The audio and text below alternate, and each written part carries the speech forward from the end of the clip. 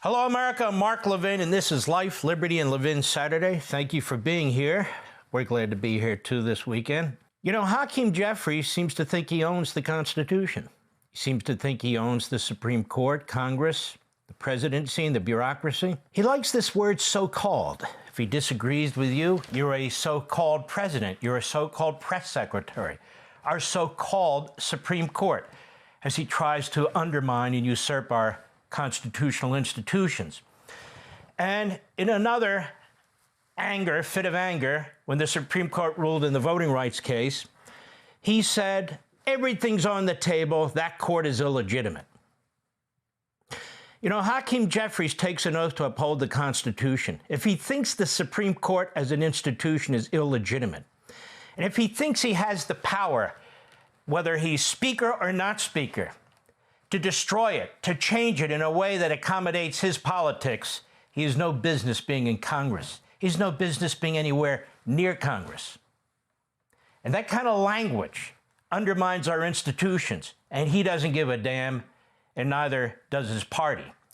Because they have the Supreme Court in their sights, they have the House of Representatives in their sights, they have the Senate in their sights, they have the presidency in their sights, they have the electoral process in their sights. They have a whole new Constitution they want to put in place without, of course, amending the Constitution so we, the people, have a say. And that they do it, they claim, on behalf of we, the people, and democracy. Well, let's take a look at this case that has so upset Hakeem Jeffries, the left-wing Democrats, and all the media who keep reporting the Supreme Court has weakened the Voting Rights Act. It's almost in every headline. Nobody ever said the media in America were particularly bright. They're not. Let's take a look at this. The Voting Rights Act. The 14th Amendment of the Constitution, which the Democrats think belongs to them and should be interpreted by them to achieve their ends through any means. That provides no person may be denied the equal protection of the laws. No person. Period. The 15th Amendment of the Constitution provides that the right, quote, to vote shall not be denied or abridged by the United States or by any state on account of race, color, or previous condition or servitude. Seems pretty simple. That's plain English for the literate among us. But the Democrats always see invisible ink. The left always sees invisible ink. It's not what they want it to say, so they pretend it says what they want it to say. Let's look at the law now. Section 2 of the 1965 Voting Rights Act. That's the 1965 Civil Rights Act, obviously subsequent to the 1964 Civil Rights Act. And you know who filibustered these laws? The Democrats. And you know who these laws are aimed at? The Democrats. And you know how these laws became law?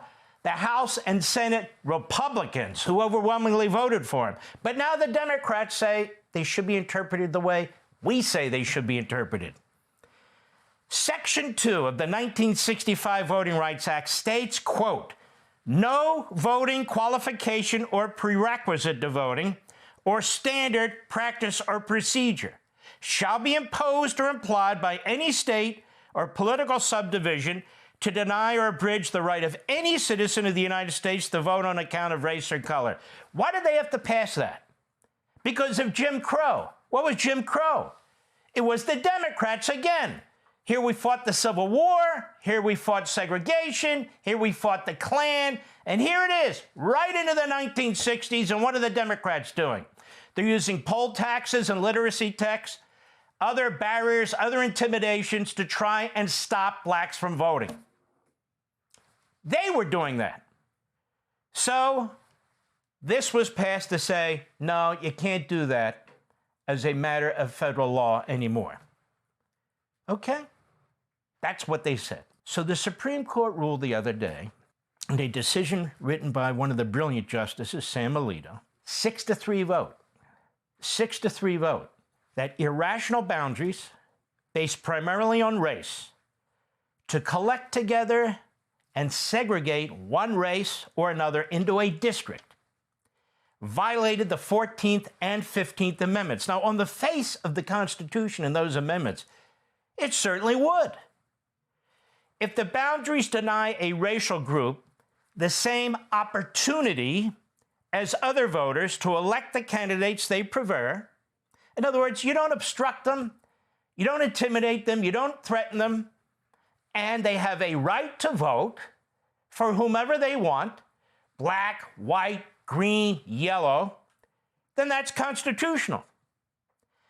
So, if a boundary denies a racial group the same opportunity as others to elect the candidates they prefer, as I just explained the history of the statute, and there is a strong inference of intent to racially discriminate, that is a violation of the Act, and hence also the 14th and 15th Amendments of the Constitution.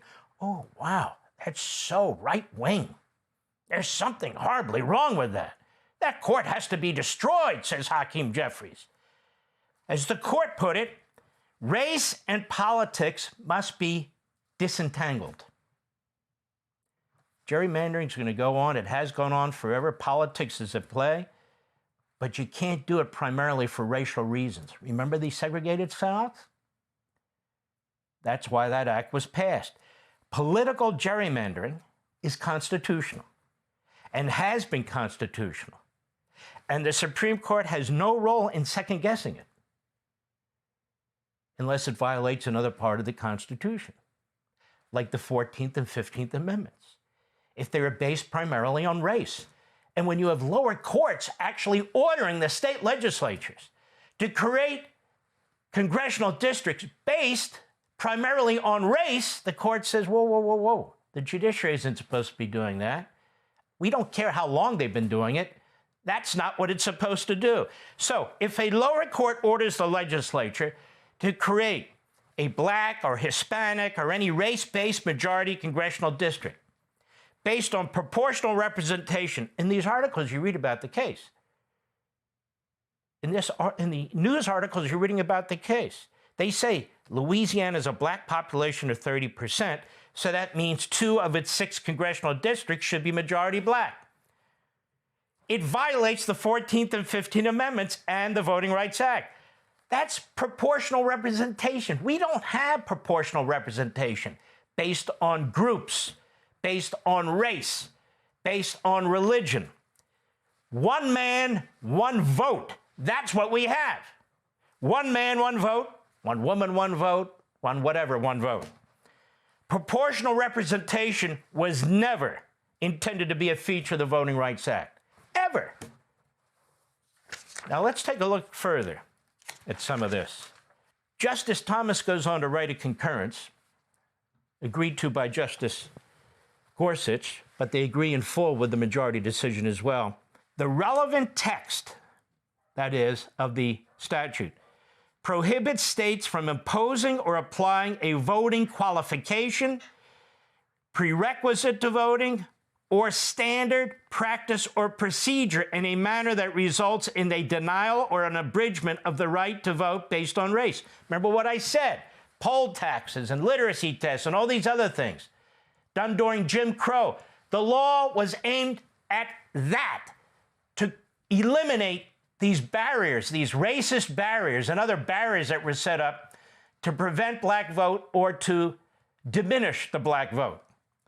How states draw district lines, Thomas wrote, does not fall within any of these 3 categories. And he's right.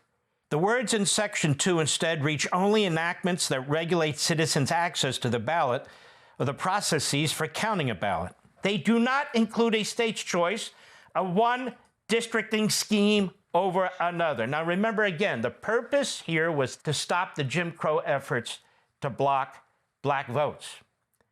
Yet virtually every single media report gets it wrong. Why? Well, because they're either Democrats, liberal, or low IQ. I'm just being honest. But there's more that you should know. 538.com, not exactly a right-wing site. They write, people of color are winning more majority white seats than in the past. Say what? People of color are winning more majority white seats than in the past. Success in those sorts of districts has increased as our politics have grown more partisan, as voters are increasingly likely to back their party regardless of the candidate their party nominates.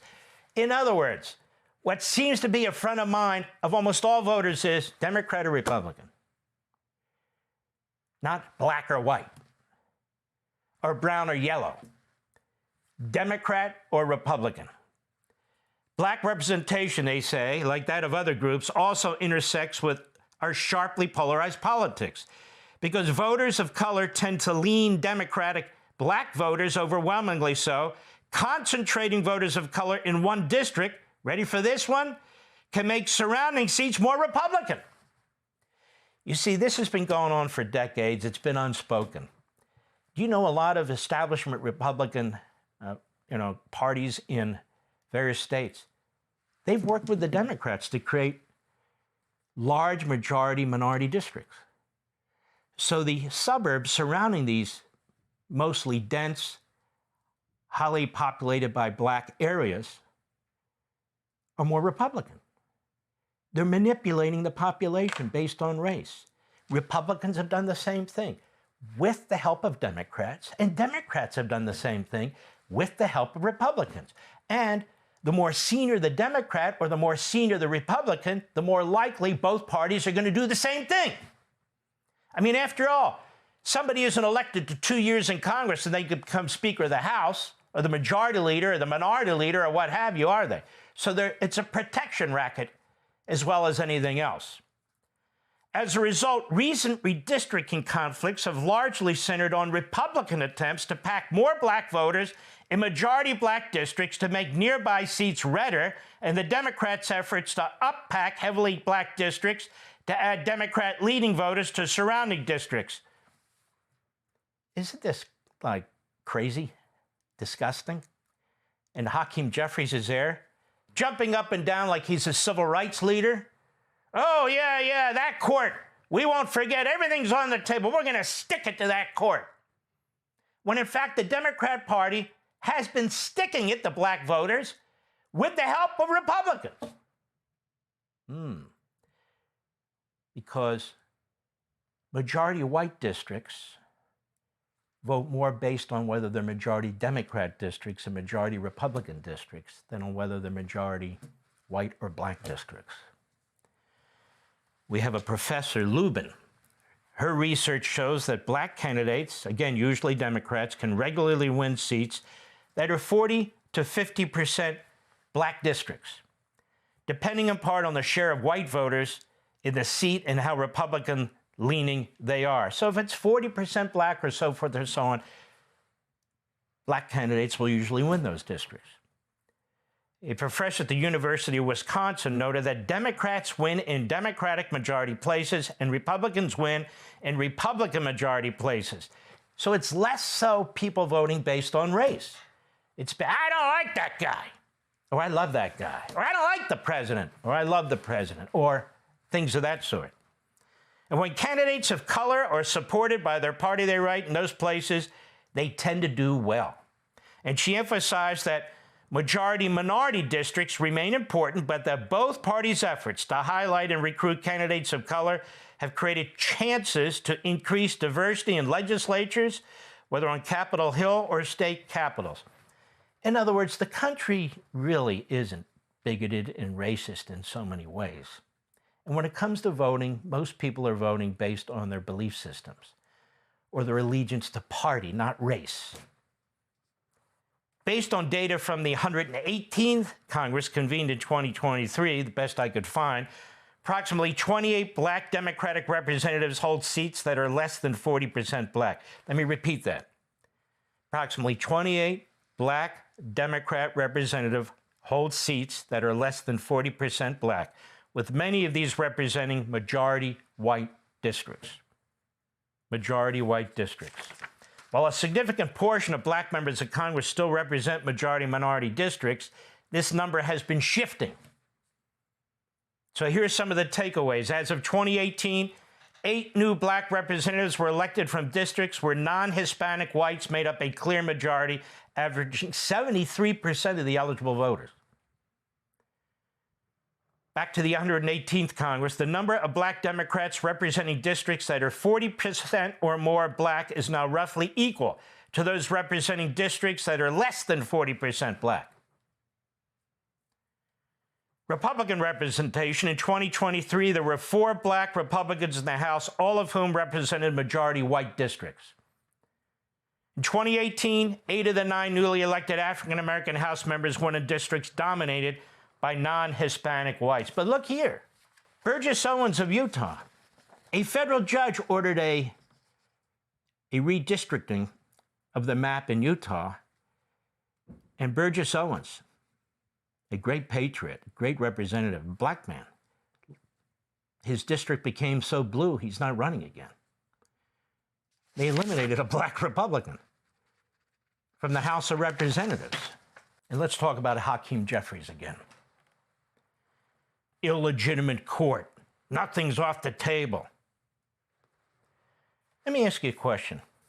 Who's fooling whom around here? Hakeem Jeffries and Democrats want power at any cost. They don't care.